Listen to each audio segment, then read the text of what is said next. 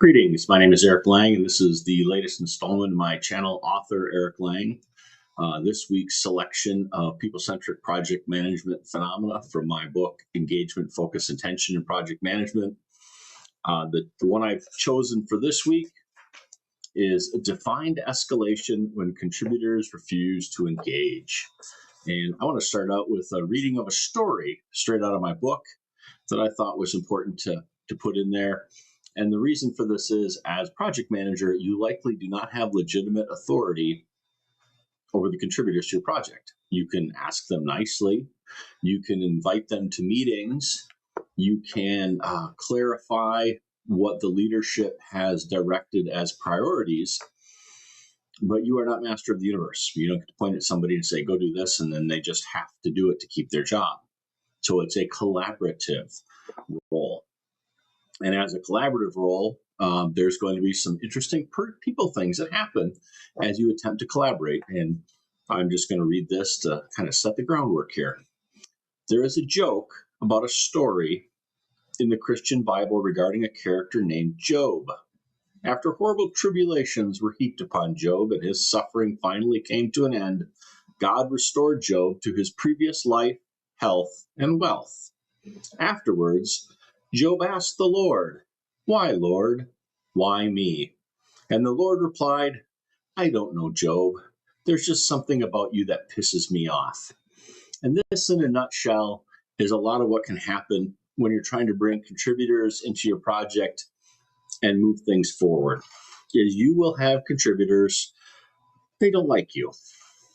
Is there a reason for it? No, there's no reason. These are people. It's a people-centric project management phenomena. These are human psychology artifacts that are not necessarily rational. In addition to that, you have contributors who are very busy people. And being asked to do something in a matrix organization where they have many other things to do and some flexibility in what they're going to actually apply themselves to means that you can have situations like this where somebody's not as fond of you as they are of somebody else, or you're new to the organization, so it's not like you're a real employee, when everybody else has been there 25 years. So what do you do in these situations? And this is that line in job descriptions, must be able to influence action without the legitimate authority to do so. And this leads me to another story. I was working for a company that had colleagues overseas, and we had a new colleague in our group, and he was located in Europe. A very top-notch choice for the role, brilliant, educated, personable. He's the right guy for the job.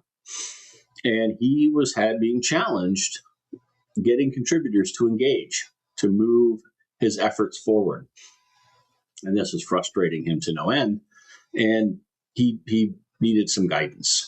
So the guidance I shared with him was the techniques that I use, which is what I call defined escalation. So the people-centric project management phenomena is defined escalation when contributors refuse to engage.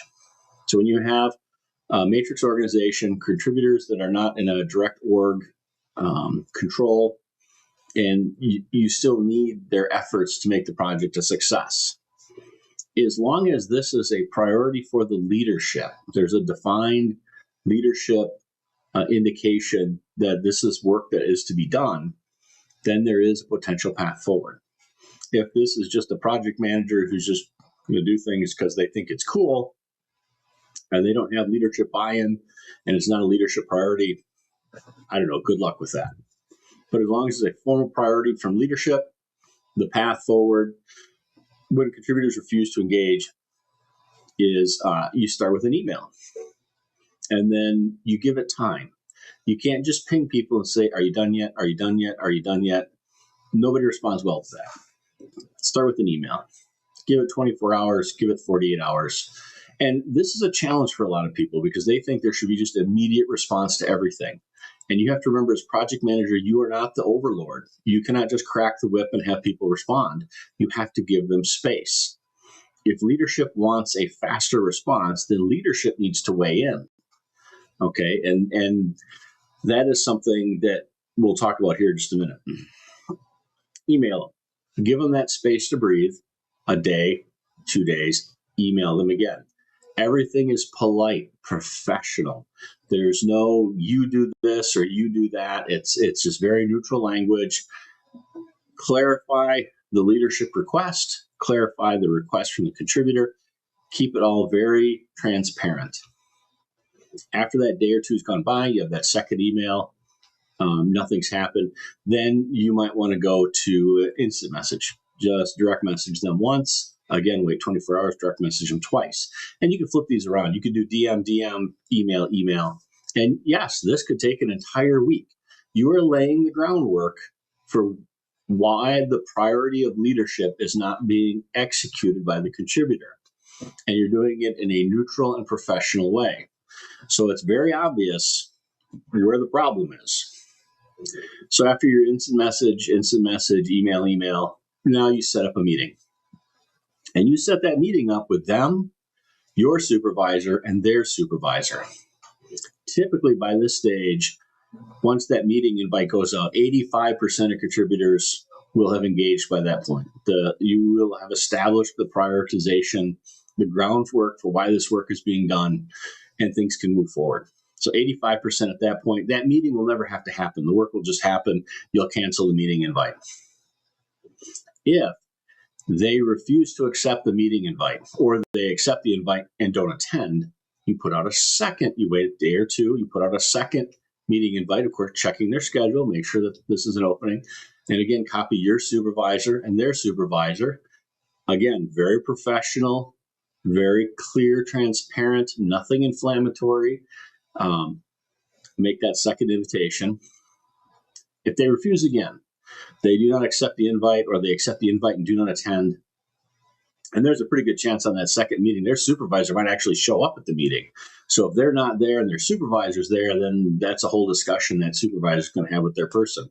But this lays this very gentle defining of what is being requested and the importance of it, and it's spaced out enough so that they can breathe. And for them, they just may need to rearrange some things in their schedule, and they need that breathing time to do that. Because again, matrix organization, N-1, everyone's overloaded. They have flexibility in their schedule. They just need time to figure it all out.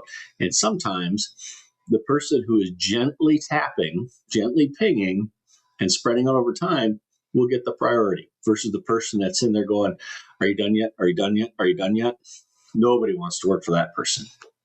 So there you go. Defined escalation. It is a tool that you need in your toolbox.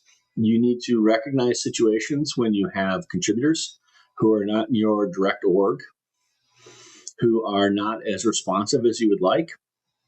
Do not just turn the gain to 10 to try to get and prompt immediate action. Give them the flexibility and space.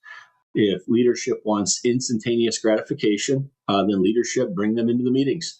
If they need instantaneous gratification, set the meeting up with the contributor, invite your supervisor, get them involved right away so that that urgency is conveyed from a leadership level and not at a lateral level. Important tool in the toolbox, and as with all people-centric project management phenomena, recognizing it when it's happening and having some idea of a path forward before it happens is key to success. I want to thank you for taking time to watch my video today, and I look forward to doing this again next week. Have a great day.